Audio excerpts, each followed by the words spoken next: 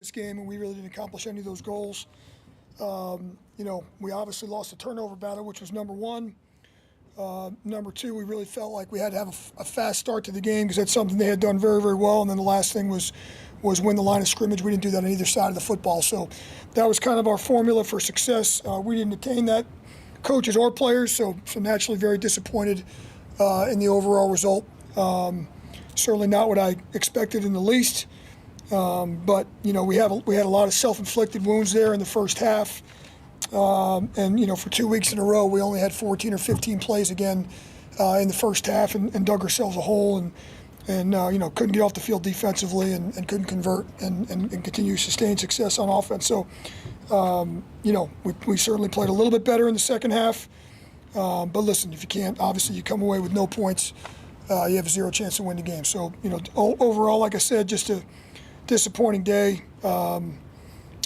We got to look to rebound. We got a short week here, so it's going to happen. It's going to come quick, like I just said to the team. So we got to make sure we lock back in and get ready to go. So this is the first time since you become head coach that the team just wasn't competitive on either side of the ball.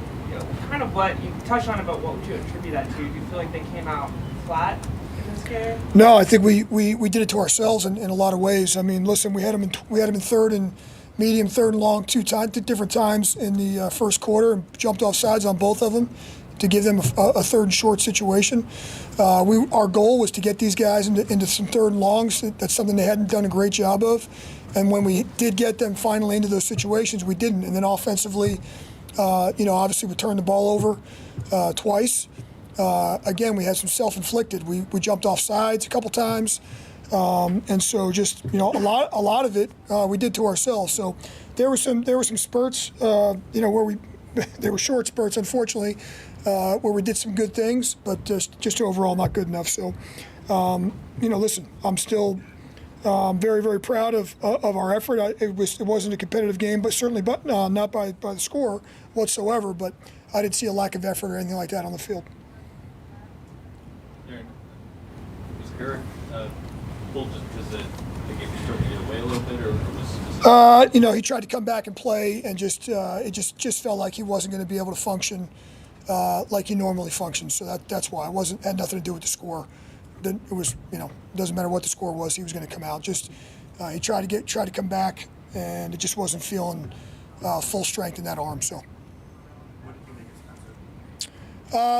Listen, there were some good moments, but just overall, I mean, we can't turn the ball over, like I said.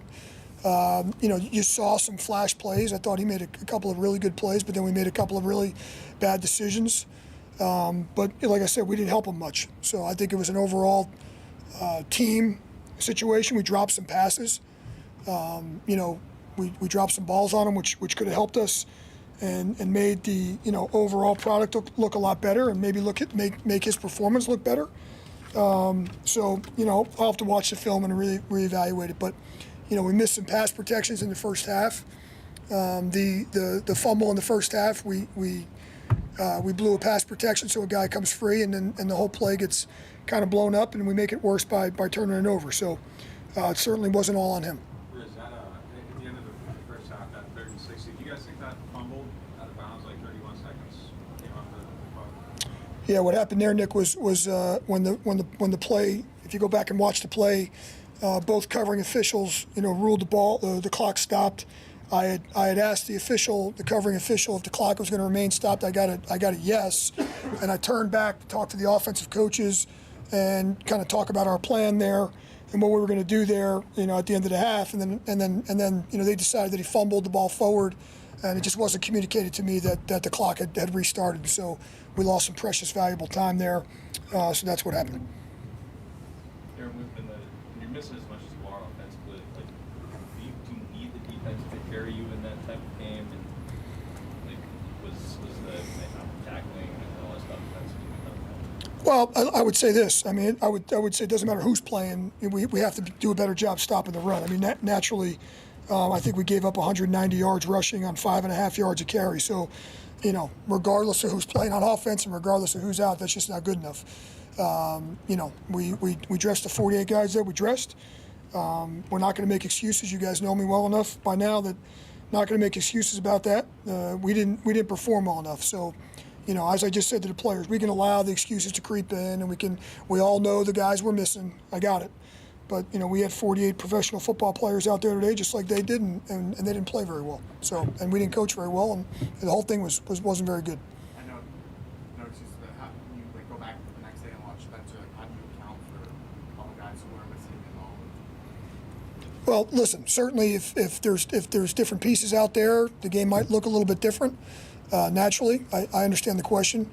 At the same time, we'll evaluate that. So if there's balls that we felt like should have been caught, or there's protections that should have been had, things like that, that's not going to be on the quarterback. So like I said, it's not all encompassing.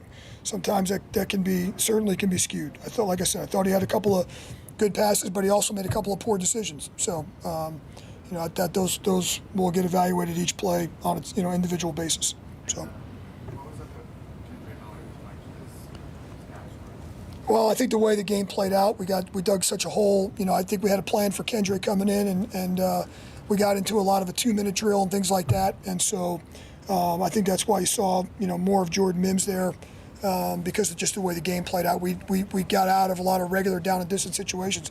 Once we got into a 3-score situation, we had to be in a little bit of a 2-minute mode. And so that's why you saw all those guys get reps there. Jordan, Jamal, and Kendra. There's something about Kendra that isn't ready for 2 minutes right No, I'm not saying that. No, I'm just saying our game plan for this particular game didn't play out the way we wanted it to. Do you feel like y'all are physical enough? Or is that part of what happened to do? Well, I think some of the old, defensively, I think some of the old problems that we had maybe earlier in the middle of the season kind of crept back. We had done a really good job, on run defense in the last couple of games, particularly versus the Giants and the Commanders. But these are some of the things we saw prior to that game. Some of the runs, some of the missed tackles, some of the yards after contact. Listen, Josh Jacobs is a phenomenal player. I'm not going to take anything away from him. He's one of the best guys in the league at yards after contact. But overall, their entire rushing performance is not a good formula for success for us. Anytime a team rushes the ball 37 times and has a 5.5 yards a carry, like I said, doesn't really matter who's on the other side of the ball. That's not going to be a good formula. So we got to find a way to get that corrected. now. You said you felt like the effort was good, but you guys were eliminated from the playoffs yesterday. Sense that crept in at all? Yeah, I've never felt like since the day I took over, we were on a 7-game losing streak. It would have been easy for a lot of a lot of players and veteran guys especially to kind of check out. And I've never ever felt that. I didn't feel that today. I thought, to be honest with you, I had a great prep week. We had a great walkthrough last night. I felt like we were locked in. We just didn't perform well. I mean, let's just and sometimes in this league it's going to happen. We didn't have a very good performance, but I never felt like our guys are looking down the road and not giving effort because of our playoff status. I never felt like that one time during this time I've taken over. I didn't feel like that tonight. I feel like we got out coached and out executed. I mean, it's the way it is. How do you kind of regroup the last 2 weeks with no playoffs and coming off a performance like this? Yeah, we got to go. This counts for one loss. That's what it counts for. So we got to go back to doing the things we've been doing well this last month or so, and understand that's how we're going to climb back and come back and try to get a win this week. Listen, we got a lot of younger players playing right now. That's no secret.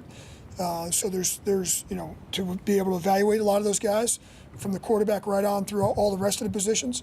So there's a lot of guys. There's guys out there there's a lot of guys that are playing for something. But